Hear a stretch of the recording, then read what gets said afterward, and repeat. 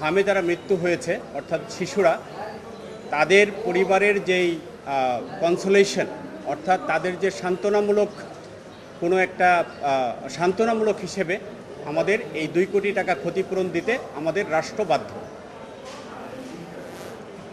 এরপরে যেটি চেয়েছি সেটি হচ্ছে যে আপনারা জানেন যে আইসিইউ এবং পিআইসিইউ এবং পরীক্ষা নিরীক্ষা করার অপ্রতুলতার কারণে আমাদের এই শিশুগুলো মৃত্যুর কোলে ঢলে পড়ছে এবং ইতিমধ্যে বিভিন্ন পত্র পত্রিকা এবং ওয়ার্ল্ড হেলথ অর্গানাইজেশন, ইউনিসেফ তারাও এই বিষয়টিতে নজর দিয়েছেন এবং তারা বলেছেন যে এখানে অতি জরুরি কিছু ব্যবস্থা নেওয়া দরকার যাতে এই শিশুদেরকে রক্ষা করা যায়।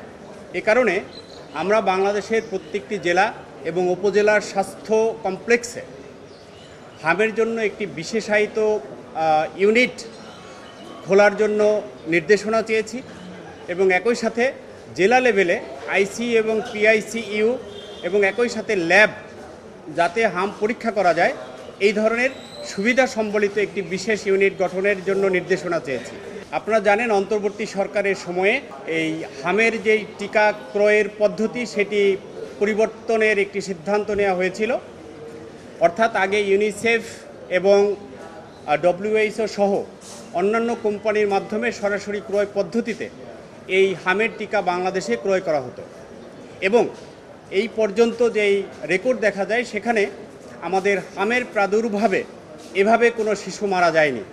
অর্থাৎ আমরা একটি হাম রোগকে একটি নির্মূল পর্যায়ে নিয়ে এসেছিলাম। কিন্তু অন্তর্বর্তী সরকারের যেই স্বাস্থ্য উপদেষ্টা ছিলেন আমাদের নূরজাহান বেগম, তার সময়ে এই সিদ্ধান্তটি পরিবর্তন করা হয়। অর্থাৎ তারা বলছিলেন যে এই ক্রয় পদ্ধতি পরিবর্তন করে আমরা ওপেন টেন্ডার মেথডে এই হামের টিকা ক্রয় করা হবে, কিন্তু এটি করতে গিয়ে তিনি ব্যর্থ হয়েছেন এবং এই ব্যর্থতার কারণেই মূলত আমাদের এই হামের টিকা ক্রয় করা সম্ভব হয়নি।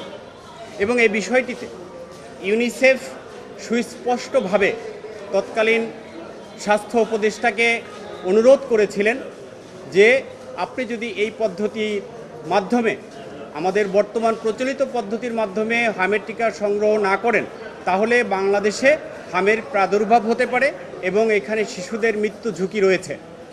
কিন্তু এই যে ওয়ার্নিং সতর্কবার্তা এটিকে কোনো ধরনের কর্ণপাত না করে তারা হামের টিকা ক্রয় থেকে বিরত থেকেছেন, যার ফলশ্রুতিতে আমাদের এই ছোট্ট শিশুদেরকে হামের টিকা দেওয়া সম্ভব হয়নি এবং আজকে বাংলাদেশে হামের প্রাদুর্ভাবের কারণে প্রতিদিন আমরা প্রায় 8 থেকে 10টি শিশুকে হারাচ্ছি। এই বিষয়টি তদন্ত করবার জন্য এবং কার গাফলতিতে অথবা কার অবহেলার কারণে এই হামের টিকা ক্রয় করা সম্ভব হয়নি এই বিষয়ে তদন্ত করবার জন্য আমরা WHO, ইউনিসেফ, IDCR এর প্রতিনিধিদের সমন্বয়ে 10 সদস্য বিশিষ্ট একটি তদন্ত কমিটি করবার জন্য নির্দেশনা চেয়েছি আমাদের রিটে। এবং একই সাথে আপনারা জানেন যে বাংলাদেশে শুধু হাম নয়, জলাতঙ্ক রোগের যে টিকা সেটিও এখন আমরা পাচ্ছি না। তো আমরা হাম এবং জলাতঙ্ক রোগের টিকার বিষয়ে বর্তমান পরিস্থিতি কি আছে, সরবরাহ কতটুকু আছে এবং আমরা কতদিন পর্যন্ত এই টিকাগুলো দিতে পারবো, সার্বিক পরিস্থিতির বিষয়ে তদন্তপূর্বক আরও একটি প্রতিবেদন হলফনামা আকারে আদালতে দাখিলের নির্দেশনা চেয়ে আমরা আজকে রিটটি ফাইল করেছি।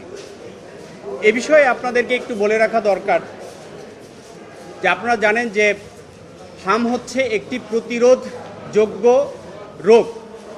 অর্থাৎ হামের যদি ঠিকমতো টিকা দেওয়া যায় বাচ্চাদেরকে সঠিক সময়ে সঠিক মাত্রায় তাহলে এই হাম প্রতিরোধ্য। কিন্তু যেহেতু আমরা জানি যে এই হাম প্রতিরোধ্য এবং হামের টিকা না দিলে বাচ্চারা মারা যাবে, এই বিষয়টি অন্তর্বর্তীকালীন সরকারের তৎকালীন যিনি উপদেষ্টা ছিলেন অথবা স্বাস্থ্য মন্ত্রণালয়ের যারা দায়িত্ব ছিলেন তাদের উইদিন দেয়ার ফোরসিয়েবল রিজন, অর্থাৎ এটা ফোরসিন করা অবশ্যই তাদের দরকার ছিল। এখানে তাদের সুস্পষ্ট অবহেলা রয়েছে, নেগলিজেন্স রয়েছে, যেটা আমাদের সংবিধান এবং সংশ্লিষ্ট যে আইন রয়েছে সেটি কোনোভাবেই সমর্থন করে না এবং তারা রাষ্ট্রের একটি সুস্পষ্ট অবহেলা এবং এটাকে অন্য সেন্সে আমরা ইনভলেন্টারি ম্যানস্লেটার যেটা বলি সেটাও আমরা এখানে বিবেচনা করতে পারি। অর্থাৎ এটা আজকে আমরা জমা দিয়েছি, আগামীকাল শুনানি হওয়ার সম্ভাবনা রয়েছে।